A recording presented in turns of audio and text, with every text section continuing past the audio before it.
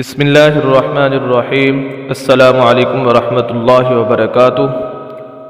دوستو، آج آپ حضرات کے سامنے یہ ذکر کرنے جا رہا ہوں، انسان ہونے کے ناطے اگر ہم سے کوئی گناہ ہو جائے تو پریشان ہونے کی ضرورت نہیں ہے۔ اللہ رب العزت کی ذات بخشنے والی ہے۔ خود اللہ تعالیٰ قرآن کے اندر فرماتے ہیں، قُلْ يَا عِبَادِيَ الَّذِينَ أَسْرَفُوا عَلَىٰ أَنفُسِهِمْ لَا تَقْنَطُوا مِن رَحْمَةِ اللَّهِ۔ کہہ دیجئے میرے ان بندوں کو جنہوں نے زیادتی کی اپنے آپ پر، لا تقنطوا من رحمت اللہ، وہ اللہ کی رحمت سے نا امید نہ ہوں۔ ان اللہ یغفر الذنوب جميعا، اللہ تعالیٰ تمام گناہوں کو بخشنے والے ہیں۔ تو اسی سلسلے کے اندر آج آپ حضرات کے سامنے یہ بتانا مقصود ہے کہ وقتاً فوقتاً ہمیں اللہ رب العزت کے سامنے اپنے گناہوں کی توبہ اور استغفار کرتے رہنا چاہیے۔ گناہ کا ہو جانا یہ کوئی بڑی بات نہیں ہے۔ بڑی بات یہ ہے کہ انسان گناہ کرنے کے بعد توبہ اور استغفار نہ کرے۔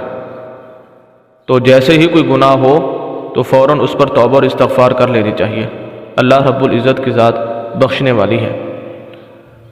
نبی اکرم صلی اللہ علیہ وسلم نے حدیث مبارکہ کے اندر اس کا ایک طریقہ بتایا، نماز بتائی، جس کو صلاۃ الاستغفار، نماز توبہ، کوئی سا نام بھی دیا جا سکتا ہے۔ احادیث مبارکہ کے اندر مختلف روایات کے اندر آپ صلی اللہ علیہ وسلم نے اس کا ذکر فرمایا۔ ایک روایت کا جو خلاصہ ہے میں آپ حضرات کے سامنے ذکر کرنے جا رہا ہوں۔ حضرت علی رضی اللہ تعالیٰ عنہ سے روایت ہے، اور یہ روایت ترمذی شریف کے اندر موجود ہے۔ وہ فرماتے ہیں کہ حضرت ابو بکر صدیق رضی اللہ تعالیٰ عنہ نے مجھ سے بیان کیا، انہوں نے رسول اللہ صلی اللہ علیہ وسلم کو سنا۔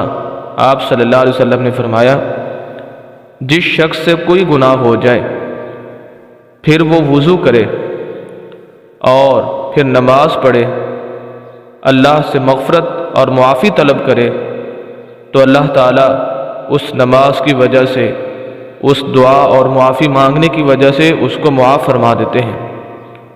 کیونکہ قرآن کے اندر اللہ رب العزت نے یہ آیت مبارکہ ذکر فرمائی ہے، والذین اذا فعلوا فاحشۃ او ظلموا انفسهم ذکروا اللہ فاستغفروا لذنوبهم ومن یغفر الذنوب الا اللہ، جس کا خلاصہ یہی ہے کہ جب تم میں سے کوئی اپنے آپ پر ظلم کر لیتا ہے، زیادتی کر لیتا ہے، بے حیائی کا کام کر لیتا ہے، وہ اللہ کو یاد کرتا ہے اور اپنے گناہوں کی معافی طلب کرتا ہے، تو اللہ تعالیٰ اس کے گناہوں کو معاف فرما دیتے ہیں۔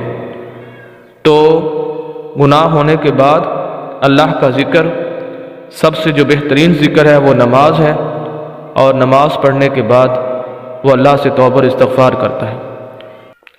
اس کا طریقہ یہ ہونا چاہیے کہ 2 رکعت نماز کی نیت، صلاۃ التوبہ، نماز استغفار کی نیت سے نماز پڑھی جائے، اور بڑے خیال سے، دھیان کے ساتھ اللہ کی طرف توجہ کرتے ہوئے اس کے بعد اللہ سے توبہ اور استغفار کی جائے۔